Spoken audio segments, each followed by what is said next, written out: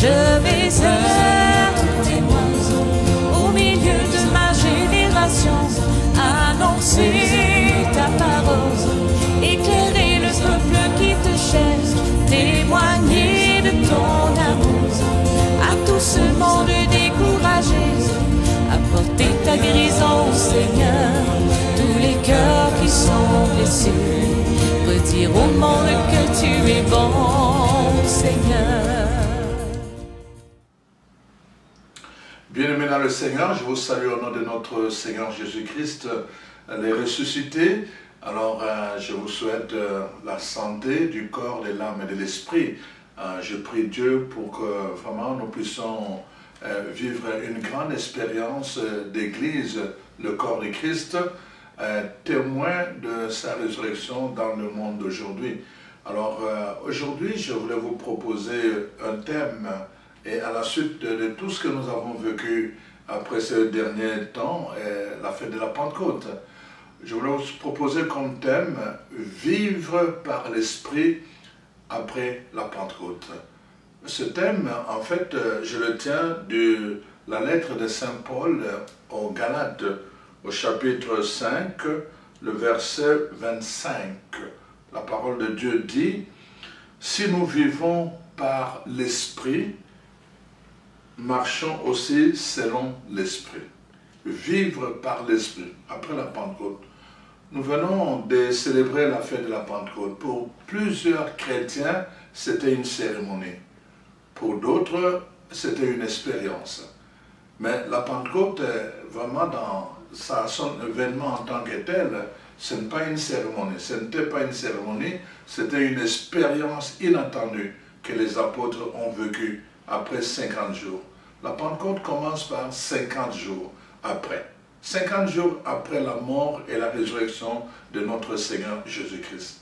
Une expérience qui a transformé la vie des apôtres. Et après cette expérience, les apôtres ont marché par l'Esprit. Par l'Esprit, par la puissance de l'Esprit.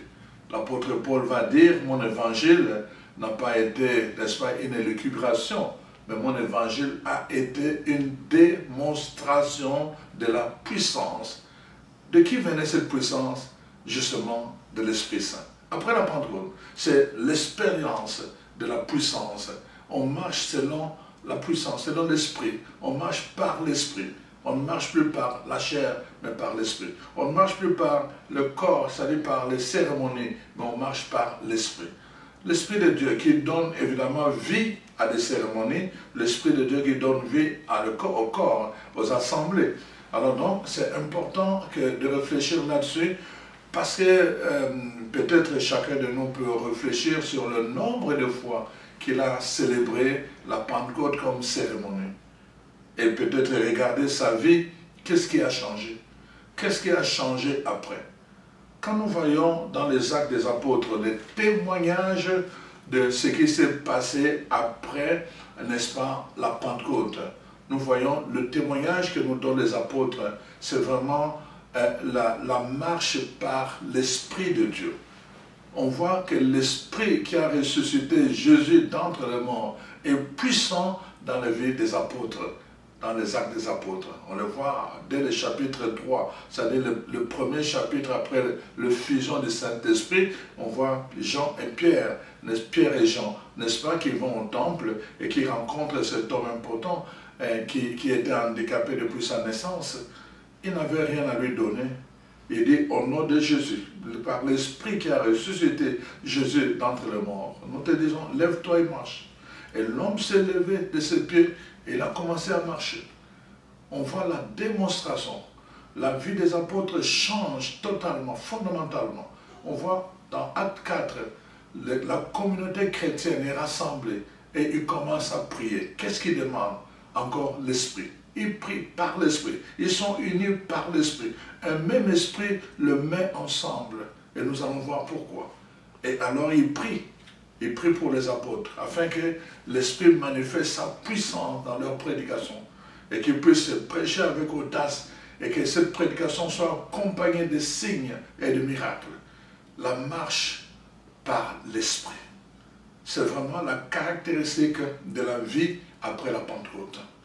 C'est pour cela que c'est important pour nous, en tant que, justement, le membre du corps du Christ, d'examiner comment nous vivons notre vie chrétienne après la Pentecôte.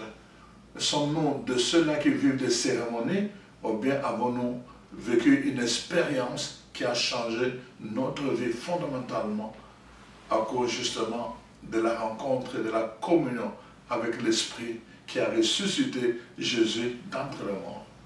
Voilà pourquoi, chers frères et sœurs, il est important que nous puissions prendre conscience de toutes ces choses-là. Je voulais vraiment d'abord que nous comprenions l'événement de la Pentecôte en tant que tel. La parole de Dieu nous dit vraiment clairement que 50 jours après la mort et la résurrection de Jésus, 50 jours, nous savons que dans l'Ancien Testament, il y a déjà eu de fête donc, de la Pentecôte, donc 50 jours après la réception de la loi par Moïse. Donc on voit le phénomène de la Pentecôte qui commence dans l'Ancien Testament, mais qui n'avait pas la même signification que dans le Nouveau Testament. Mais dans le Nouveau Testament, ce qui est particulier, c'est que dans les 50 jours, on voit, si vous remarquez bien, pendant 40 jours, Jésus continue à se manifester après sa résurrection. Pour les gens, il était mort. Pour les gens, c'était fini. Pour les gens, l'affaire de Jésus était classée. C'était un criminel qui a été, n'est-ce pas, suspendu sur le bois de la croix de façon honteuse. On voulait démontrer à tout le monde que c'était un criminel, voilà, il est mort de façon honteuse. Donc ça ne valait vraiment pas la peine de le suivre. Ça ne valait pas la peine d'accorder une crédibilité à tout ce qu'il avait dit. Et voilà que 3 jours après l'avoir mis dans le tombeau, Jésus réapparaît. Il réapparaît dans le même corps, mais différent de ce corps qu'il avait avant. De sorte que les gens ne les reconnaissent pas d'un seul coup. Les femmes sont allées le chercher, parler avec lui, mais elles ne savaient pas que c'était lui. Donc Jésus est transformé lui-même, mais il a un corps. Alors on voit pendant 40 jours, Jésus ne fait que réapparaître. Qu'est-ce qu'il fait? Il rappelle, il leur fait souvenir des choses. Il les a fermés dans leur foi. Et dit, croyez-vous, savez-vous, je vous avais dit que le Christ allait souffrir, il allait être persécuté, parce qu'il n'allait pas être compris. Et alors, n'est-ce pas, il allait mourir, mais 3 jours après, il allait ressusciter. Il vient leur rappeler toutes ces vérités qu'il leur avait dites de son vivant. Et après, il va poser des gestes, il va manger avec eux, il va les rencontrer quand ils sont rassemblés en son nom. Donc quand ils sont tristes, affaiblis, il va venir les réconforter. Jésus va faire tout cela pendant 40 jours. Et après 40 jours, Jésus va disparaître. C'est l'ascension. Jésus monte, il abandonne ses apôtres. Remarquez la position des apôtres et les 500 témoins qui étaient là. Regardez leur position. Ils sont restés là. Jésus le bénit, il leur donne la bénédiction. C'est-à-dire qu'il leur souhaite le bien. Et il leur dit le bien. Et il les envoie faire le bien. Mais eux, ils sont restés là à les regarder, jusqu'à ce que les anges descendent pour leur dire, et qu'avez-vous à rester ici? Il faut vous mettre en mouvement. Il faut vous mettre en mouvement. Marcher, ça signifie se mettre en mouvement. Vivre, c'est se mettre en mouvement. Et justement, l'esprit de la Pentecôte, c'est ce qui nous met en mouvement. Ça nous met en mouvement d'abord à l'intérieur de nous-mêmes, se mettre en mouvement à l'intérieur de nous-mêmes. C'est-à-dire qu'il y a des choses qui doivent commencer à changer, à se bousculer, à prendre, il y a un ordre qui doit prendre place au-dedans de nous, et cet ordre qui nous transforme d'abord de l'intérieur, nous permet maintenant d'aller vers les autres. Ça nous met en mouvement vers les autres. Et c'est ça qui va se passer. La parole de Dieu nous dit, donc lors de la Pentecôte, les apôtres ont commencé à parler dans toutes les langues. En d'autres termes, ils pouvaient parler à toutes les nations.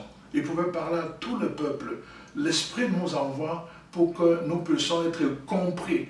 Nous puissions être compris par toutes les nations qui ont besoin de rencontrer Jésus-Christ. Que nous puissions être compris par toutes les personnes qui ont besoin de rencontrer Jésus-Christ. Les gens viennent vers Jésus. Pourquoi? Parce qu'il a la solution. Ils viennent avec des problèmes, Jésus a la solution. Ils viennent avec leur faim, Jésus peut les rassasier. Ils viennent avec leurs questions, Jésus a des réponses. Ils viennent, n'est-ce pas, avec leur manque, le manque de vin, Jésus a ce qu'il faut pour combler ce manque. C'est pour cela que nous devons leur parler un langage qu'ils comprennent. Après la Pentecôte, vivre de l'Esprit, c'est parler un langage que les gens comprennent aujourd'hui pour qu'ils puissent adhérer à Jésus et trouver la réponse à leurs questions en Jésus, trouver le comble à leur manque en Jésus, à trouver, n'est-ce pas, la lumière à leurs ténèbres en Jésus, pas la personne physique de Jésus, parce que cette personne, le corps physique de Jésus était limité, mais trouver cela dans l'esprit de Jésus. L'esprit est différent, voyez-vous, l'esprit c'est ce qui donne la spiritualité. Nous parlons de la spiritualité chrétienne, nous parlons de la religion chrétienne. Ce n'est pas d'abord, comment je veux dire, des structures mortes, mais c'est ce qui donne vie. L'esprit donne vie, l'esprit nous met en mouvement, l'esprit anime, voyez-vous. On ne peut pas avoir l'esprit de Dieu vivant en nous et continuer, n'est-ce pas, à vivre et à marcher comme avant. C'est-à-dire la bouche fermée, à marcher comme avant, dans la timidité, à marcher comme avant, dans la peur de ce qui se passe autour de nous, dans la peur du monde. On ne peut pas. Jésus était un révolutionnaire. Il n'était pas compris, mais il savait qu'il avait la vérité. Il était convaincu et il a convaincu les gens de son monde, de ses contemporains, avec un langage qui était compris par les gens de son époque. Il a utilisé ce qu'on appelle les paraboles. Les paraboles, c'était le langage de son époque. Après la Pentecôte, nous avons aussi à utiliser un langage, n'est-ce pas, que tout le monde peut comprendre dans leur quintessence. C'est très important, chers frères et sœurs. Voilà, vivre selon la Pentecôte, c'est vraiment cela. Nous voyons donc que après 40 jours, Jésus monte, les anges viennent dire aux apôtres, n'est-ce pas, de bouger. Ils ne peuvent pas rester là à attendre. Il y a un mouvement qui doit se faire. Et ils se mettent en mouvement. Il va leur dire, restez d'abord là, dans la chambre haute. Vous allez recevoir mon esprit. L'esprit, c'est une puissance, voyez-vous, qui va vous mettre, une puissance met en mouvement. On voit bien quand on met un moteur dynamique, il met en mouvement et il fait circuler l'électricité jusqu'à ce que la lumière brille. Donc la puissance en nous doit faire circuler, n'est-ce pas, l'esprit en nous fait circuler cette puissance jusqu'à ce que nous puissions briller comme une lumière. Donc attirer les gens là où il y a les ténèbres. La vie par l'esprit, n'est-ce pas, après la Pentecôte, aussi c'est là. Donc je suis en train de vous dire que la Pentecôte n'est pas une cérémonie, la Pentecôte c'est une expérience. D'ailleurs, voyez-vous, Jésus lui-même va dire que la lettre tue, mais l'esprit, c'est l'esprit qui vivifie. Parce que la lettre tue. Si nous sommes là juste à faire des répétitions de cérémonies, chaque année une cérémonie, chaque année une cérémonie, ça va tuer l'esprit et son rôle et sa finalité en nous. Nous allons être des chrétiens, mais comme dit le livre de l'Apocalypse, mais apparemment vivants, mais en réalité sur le plan spirituel, nous sommes morts. Et c'est ça qui explique que plusieurs chrétiens, ils peuvent être nombreux et remplir les églises, mais sur le plan de l'impact, ils sont zéro sur le plan de l'impact. Zéro sur le plan de l'impact. Pourquoi? Justement parce qu'ils n'ont pas l'esprit en eux. Ils sont juste avec la lettre. La parole de Dieu dit ceci, ils font cela. Il faut chaque année, après 50 jours, après l'ascension, il faut célébrer la Pentecôte et célèbrent la Pentecôte. Et à l'année après, ils reviennent. Ça, c'est la lettre. Ça, c'est la lettre. Et ils ne sont pas capables de donner un témoignage sur ce qu'ils ont vécu dans la dimension de l'expérience, dans la dimension de l'esprit. La lettre tue. C'est pour cela que le prophète devait se laisser guider par l'esprit et non pas par la loi. La lettre tue. Alors donc, c'est important, chers frères et sœurs. Nous voyons dans l'évangile de Jean, d'abord, la parole de Dieu nous invite, d'abord dans Galates, toujours le chapitre 5, verset 16. Voici ce que la parole de Dieu dit.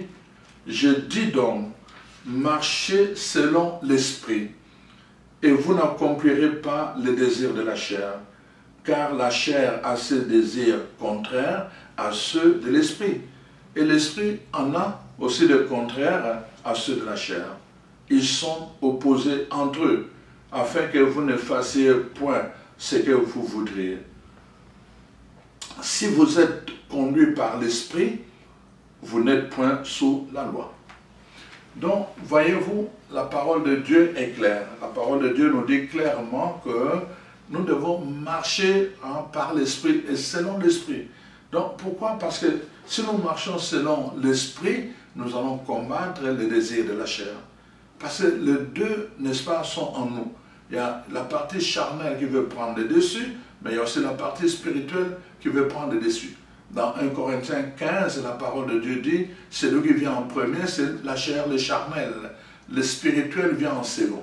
Mais celui qui est le plus important, c'est celui qui vient en second, c'est-à-dire le spirituel.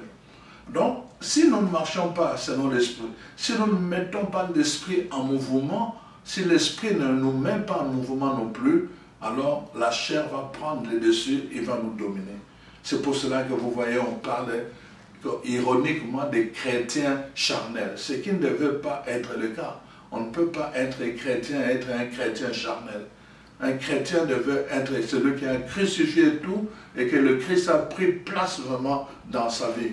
Donc, le chrétien ne pouvait pas être un chrétien charnel. C'est parce que nous n'avons pas permis justement à l'esprit de nous mettre en mouvement que parfois on nous parlait de chrétiens, n'est-ce pas, charnels.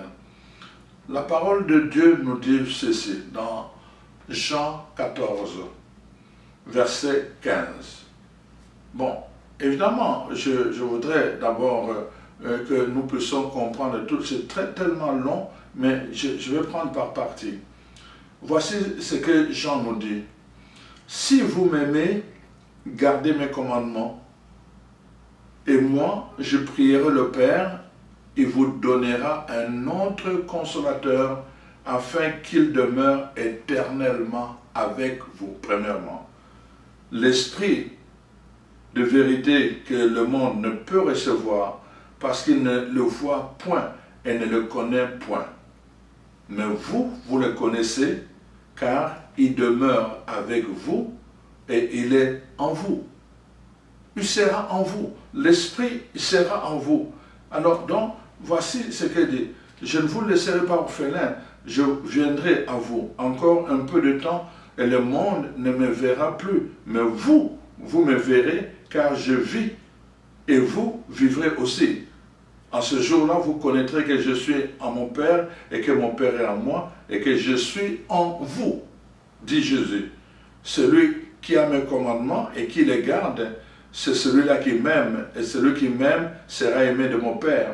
Je l'aimerai et je me ferai connaître à lui. Donc on voit ici une progression. Jésus d'abord nous donne l'assurance qu'il va vivre en nous, en nous, en nous. Donc quand le Christ, le ressuscité, vit en toi, il y a quelque chose qui doit se passer. Tu ne peux pas rester le même. L'apôtre Paul va dire dans Galates 2:20 que ce n'est plus moi qui vis, c'est le Christ qui vit en moi. Donc j'ai crucifié ma chair. J'ai crucifié je permets à Christ, je ne dis pas Jésus, je permets à Christ, l'Esprit de Jésus, de vivre en moi, de se manifester en moi. Partout où il passait, il faisait le bien. Ça, c'est l'Esprit de Jésus, le Christ. Partout où il passait, il faisait le bien. L'Esprit qui habitait en Jésus le poussait à faire le bien partout où il passait. Il était compatissant. Il voyait, il pleurait. Il voyait, il souffrait. Il voyait, il arrêtait le temps pour les gens qui n'avaient pas encore la connaissance. Et il prenait le temps jusqu'à leur expliquer qu'eux aussi étaient, n'est-ce pas, de fils d'Abraham. Il prenait le temps pour protéger cette femme, n'est-ce pas, adultère, qu'on voulait lapider, afin de lui faire prendre conscience que, voyez-vous, c'est à cause de ceci que vous avez failli mourir. Alors donc, il amenait les gens d'abord à la prise de conscience du mal, du péché, parce que c'est par là que commence la vraie libération. Voyez-vous, quand le Christ est en vous, c'est cela qu'il fait. Vous commencez à adopter des attitudes qui était propre à Christ, à penser, à avoir des sentiments qui lui appartenaient. Et quand les gens vous voient, ils disent, waouh, ça c'est vraiment un chrétien. Notre monde est malade. Et aujourd'hui, c'est difficile de convertir, n'est-ce pas, des insensés. C'est difficile de convertir des incrédules et de les amener à Christ. Pourquoi? À cause des chrétiens charnels, des chrétiens qui vivent des cérémonies et qui n'ont jamais laissé l'Esprit de Dieu, n'est-ce pas, agir en eux. À cause de ce genre de chrétiens, justement, le monde ne veut pas croire. Dans des familles, tu vas voir, je rencontre des enfants, ils vont me dire, non, moi quand je vois maman, qui est tout le temps à l'église, et quand je le vois vivre à la maison, moi je ne veux pas connaître son Dieu. Quand je vois papa qui est toujours en train de prier, des chapelets, et que dans la vie réelle, je ne vois pas aucun amour, aucune attention pour nous, ça ne m'intéresse pas de venir à l'église. Quand je vois ces chrétiens qui sont toujours à l'église et qu'on rencontre sur le chemin, et qui n'ont aucune attitude, même pas de salutation, aucune attention par rapport aux gens qui souffrent autour d'eux, alors ça ne me tente pas d'aller connaître leur Dieu. Voyez-vous, c'est très important. Nous avons une lourde responsabilité et nous serons jugés sévèrement à cause de cela. Parce que l'Esprit de Jésus, Christ, n'est pas en nous. Le Christ, l'Esprit de Jésus, n'est pas en nous. Voyez-vous? Alors donc, quand cet Esprit n'est pas en nous, ça provoque cela. On devient comme des gens de double, c'est-à-dire qu'on est, comme faisaient les gens à l'époque du roi Akab, tantôt ils tergiversaient, tantôt vers le Dieu Baal, tantôt vers Yahweh. Et on est comme ça, on va à l'église, tantôt à l'église, mais il n'y a rien qui a changé en nous. On est comme des canards, on a versé juste de l'eau sur nous, mais l'eau n'a pas pénétré à l'intérieur de nous. L'Esprit n'a pas pénétré en nous. La parole de Dieu dit, l'Esprit, il sera en vous, au-dedans de vous. Et c'est ça toute la différence des gens qui vivent, n'est-ce pas? La Pentecôte, ce sont des gens qui se sont laissés mis en mouvement par l'Esprit qui est au-dedans d'eux. Ils écoutent cet Esprit. Ils ont développé une communion avec lui. Ils se laissent mouvoir là où l'Esprit les envoie. Parce qu'il y a des moments où tu ne comprends pas pourquoi tu dois faire la chose. Il y a des moments où tu ne comprends pas pourquoi tu dois accepter telle responsabilité. Mais l'Esprit t'amène à accepter, tu vas comprendre seulement après. Parce que tu ne peux pas toujours avoir, n'est-ce pas, tout le paysage devant toi, tout le plan devant toi. L'Esprit contrôle, mais il te donne l'assurance que tu peux prendre ce chemin. Nous sommes obligés, nous sommes interpellés vraiment à revenir à la Pentecôte. La Pentecôte, c'est vraiment le point de départ de la vie chrétienne. Parce que je pense, en mon sens, que Jésus nous a donné une certaine autonomie avec la Pentecôte. C'est-à-dire, pendant les 40 jours, il est venu, il a réconforté les apôtres, il les a consolés, mais il les a fermés aussi. Et après, il les a laissés en disant, maintenant, laissez-vous conduire par l'Esprit, l'Esprit qui était en moi. Et que je vous ai livré à travers mes enseignements, à travers mes témoignages, à travers mes miracles, à travers mes paraboles. Cet esprit qui m'habitait, d'être là, présent, conscient que c'est par moi que le Père vient habiter sur cette terre. C'est par moi que le royaume de Dieu doit se réaliser sur cette terre. C'est par moi que le bien doit se faire sur cette terre. C'est par moi que le Père doit être glorifié sur cette terre. Cet esprit qui habitait Jésus. Il dit, quand il mourait, l'évangéliste Luc dit, et Jésus remit cet esprit au monde. Nous avons reçu cet esprit à la Pentecôte. Nous devons avoir la même conscience que cet esprit habite en nous. Que cet esprit habite en nous. Alors, la suite de l'évangile dit ceci, au verset, toujours le chapitre 14, verset 23, si quelqu'un m'aime, il gardera ma parole, et mon Père l'aimera, nous viendrons à lui, et nous ferons notre demeure chez lui. Nous ferons notre demeure. Tu deviendras la demeure parce que tu aimes Dieu. Parce que tu as de l'amour pour Dieu. Pas un amour hypocrite, pas un amour superficiel, pas juste un amour d'habitude. C'est-à-dire tu vas à l'église par habitude, parce que ça a toujours été comme ça. Mais quand tu portes Dieu en toi, il devient comme un fardeau au sens positif du mot. C'est-à-dire quelque chose qui t'habite fortement, que tu dois livrer, que tu dois faire connaître aux gens. Quand tu as cet amour-là pour Dieu, alors donc la parole de Dieu dit, il viendra faire sa demeure en toi. Celui qui ne m'aime pas ne garde point mes paroles. Et la parole que vous entendez n'est pas de moi, mais du Père qui m'a envoyé. Je vous dis toutes ces choses pendant que je demeure avec vous, mais le Consolateur, l'Esprit Saint que le Père enverra en mon nom, voilà, il vous enseignera toutes choses. Il vous rappellera tout ce que je vous ai dit, et donc il va vous rappeler cela, tout ce que je vous ai dit. Voilà vous. Donc l'Esprit va parler au-dedans. Il va parler du dedans. L'Esprit habite en nous. Et donc, c'est cet Esprit-là, l'Esprit que Jésus nous a transmis, donc nous le voyons, il est là pour permettre à chaque chrétien de vivre son propre mouvement, évidemment intérieur. Donc, son propre mouvement intérieur, mais à partir de l'expérience de Jésus. Tous ceux qui ont vécu l'expérience de Jésus, ils ont vu ce que Jésus a fait. Ils ont mis cela par écrit, à travers la parole de Dieu, le Logos. Mais le Logos, vraiment, c'est un livre. Mais dans ce livre, il y a un esprit qui doit nous habiter. On peut lire la lettre, mot à mot, la Bible. Je peux vous citer aussi mot à mot la Bible. Mais il y a aussi l'autre côté, je peux avoir au-delà du Logos, avoir le Réma. C'est-à-dire cette parole qui porte un esprit et qui doit m'habiter. Donc c'est important. Quand Jésus veut que nous ayons cette autonomie qui nous met en mouvement au-dedans de nous-mêmes, à l'intérieur de nous. Donc chacun se met en mouvement. C'est-à-dire, tu commences à faire des choses par conviction.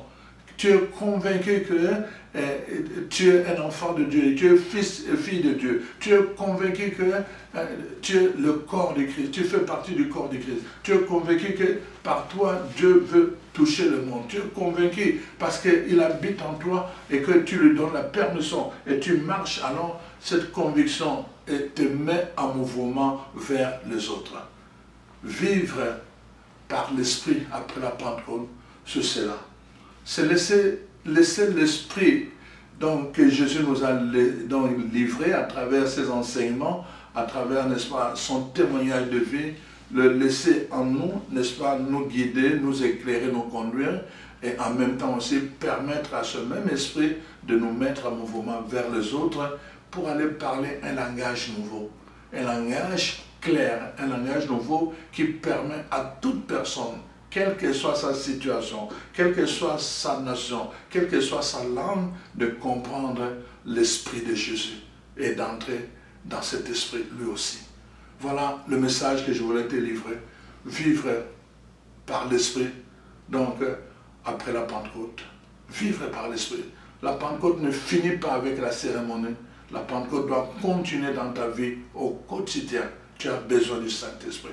Alors, laisse cet esprit vraiment habiter en toi, te convaincre, te conseiller, te réconforter, te fortifier, mais aussi te donner la direction par où passer pour que tu sois crédible, que tu sois fécond, que tu sois utile dans le même de Dieu pour son royaume.